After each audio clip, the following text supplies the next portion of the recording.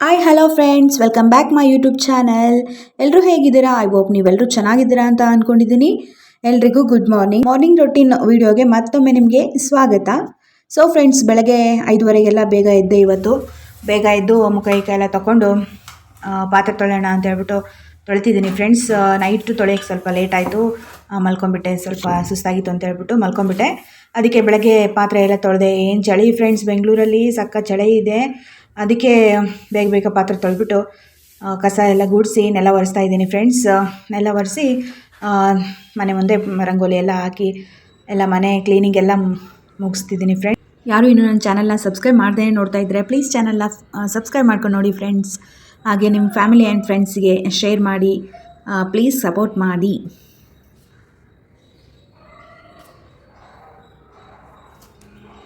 Hi friends, good morning.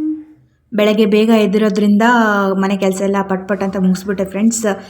ಇನ್ನೇನು ಅಡುಗೆ ಮಾಡಬೇಕು. ಅದಕ್ಕಿಂತ ಮುಂಚೆ ಎಲ್ಲ ಸ್ನಾನ ಮಾಡಿ ಬಂದು ಪೂಜೆ ಮಾಡ್ತಾಯಿದ್ದೀನಿ ಫ್ರೆಂಡ್ಸ್ ದೇವರಿಗೆ. ನಿಮ್ಮೆಲ್ರಿಗೂ ದೇವರು ಒಳ್ಳೇದು ಮಾಡಲಿ. ನೀವೇನು ಅಂದ್ಕೊಂಡಿದ್ದೀರಾ ಎಲ್ಲದೂ ನೆರವೇರಲಿ, ಎಲ್ಲರಿಗೂ ಒಳ್ಳೇದಾಗಲಿ.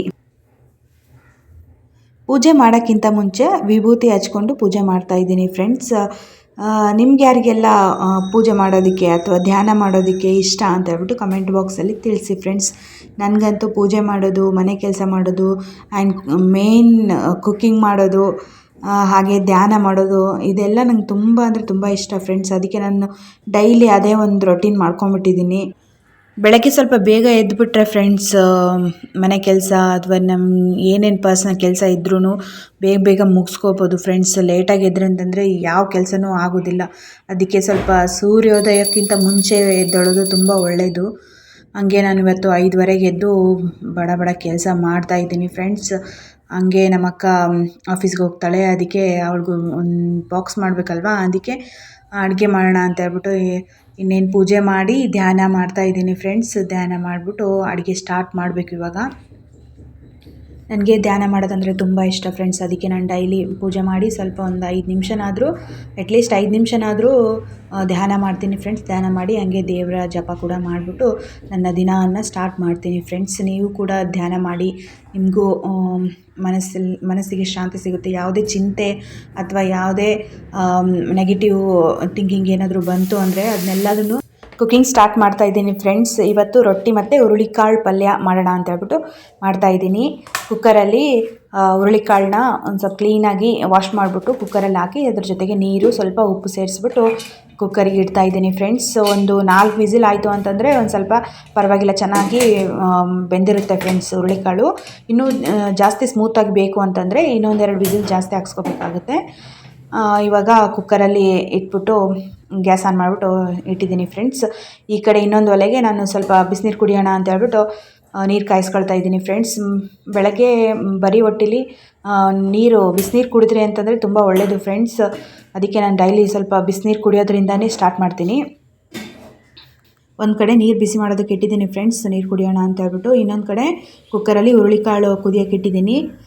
ಮತ್ತು ರೊಟ್ಟಿ ಮಾಡೋಣ ಅಂತ ಹೇಳ್ಬಿಟ್ಟು ಹಿಟ್ಟನ್ನು ಇಟ್ಕೊಳ್ತಾ ಇದ್ದೀನಿ. ಯಾವಾಗಲೂ ರೊಟ್ಟಿ ಮಾಡುವಾಗ ಹಿಟ್ಟನ್ನು ಇಟ್ಕೊಂಡೇ ರೊಟ್ಟಿ ಮಾಡಬೇಕಾಗುತ್ತೆ ಫ್ರೆಂಡ್ಸ್. ನೀರು ಬಿಸಿ ಆಯಿತು, ನೀರು ಕುಡಿಯೋಣ ಅಂತ ಹೇಳ್ಬಿಟ್ಟು ನೀರು ಕುಡಿತಾ ಇದ್ದೀನಿ 5 ಮಿನಿಟ್ಸ್. ಸ್ವಲ್ಪ ನೀರು ಕುಡಿದು ಈಗ ಅಡುಗೆ ಸ್ಟಾರ್ಟ್ ಮಾಡಬೇಕು ಫ್ರೆಂಡ್ಸ್. ಈ ಕಡೆ ಕುಕ್ಕರ್ ವಿಸಿಲೆಲ್ಲ ಆಯಿತು ಫ್ರೆಂಡ್ಸ್. ಹುರುಳಿಕಾಳೆಲ್ಲ ಬೆಂದಿದೆ. ಇವಾಗ ಅದಕ್ಕೆ ಸ್ವಲ್ಪ ಒಗ್ಗರಣೆ ಕೊಡಬೇಕು. ಅದಕ್ಕಿಂತ ಮುಂಚೆ ಹಿಟ್ಟು ನೀರು ಹಾಕ್ಕೊಳ್ತಾ ಇದ್ದೀನಿ ರೊಟ್ಟಿ ಮಾಡೋಣ ಅಂತ ಹೇಳ್ಬಿಟ್ಟು. ಹಿಟ್ಟು ನೀರು ಹಾಕ್ಕೊಂಡು ಚೆನ್ನಾಗಿ ಕಲಿಸ್ಬಿಟ್ಟು ರೊಟ್ಟಿ ಬಡಿತಾ ಇದ್ದೀನಿ ಫ್ರೆಂಡ್ಸ್. ರೊಟ್ಟಿ ಕಲಿಯೋವರೆಗೂ ಸ್ವಲ್ಪ ಕಷ್ಟ ಫ್ರೆಂಡ್ಸ್. ಕಲಿತ ಮೇಲೆ ಎಷ್ಟು ಈಸಿಯಾಗಿ ರೊಟ್ಟಿ ಮಾಡ್ಬೋದು. ಅದೇ ಹೇಳ್ತಾರಲ್ವ, ಪ್ರಾಕ್ಟೀಸ್ ಮೇಕ್ಸ್ ಮ್ಯಾನ್ ಪರ್ಫೆಕ್ಟ್ ಅಂತ.